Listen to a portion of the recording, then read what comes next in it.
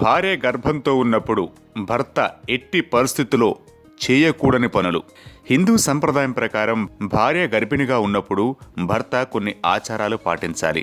అంతేకాదు, భార్య కోరిక మేరకు నడుచుకోవాలి. ఆమెకు ఏది ప్రీతికరమైనదో తెలుసుకుని ఆ వస్తువులను తెచ్చిపెట్టాలి. ఆమె సంతోషంగా ఉంటే ఆమె కడుపులోని బిడ్డ కూడా సంతోషంగా ఆరోగ్యంగా ఉంటుంది. అలాగే భర్త చేయకూడని కొన్ని ఆచారాలు కూడా మన హిందూ సంప్రదాయాలలో ఉన్నాయి. అవి ఏమిటో ఇప్పుడు తెలుసుకుందాం. గర్భిణీ స్త్రీలు కోరిన కోరికలు తీర్చడం భర్త యొక్క ముఖ్య ధర్మం. అలా చేయడం వల్ల దీర్ఘాయుష్మంతుడగు పుత్రుడు జన్మిస్తాడట. భార్య కోరికలు తీర్చకపోతే దోషము కలుగుతుందట.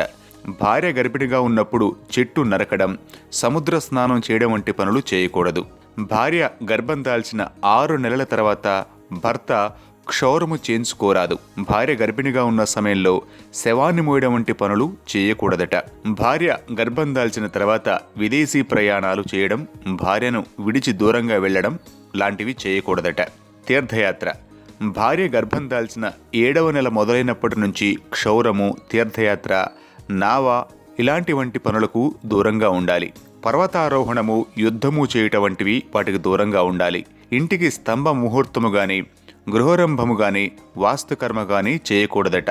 ఈ పనులకు దూరంగా ఉండటమే మంచిదట. అలాగే శవాన్ని అనుసరించి వెళ్ళరాదు. అలాగే ప్రేతకర్మలు చేయకూడదట. ఇంకా ఉపశమనం, పిండదానం వంటి పనులు చేయకూడదట.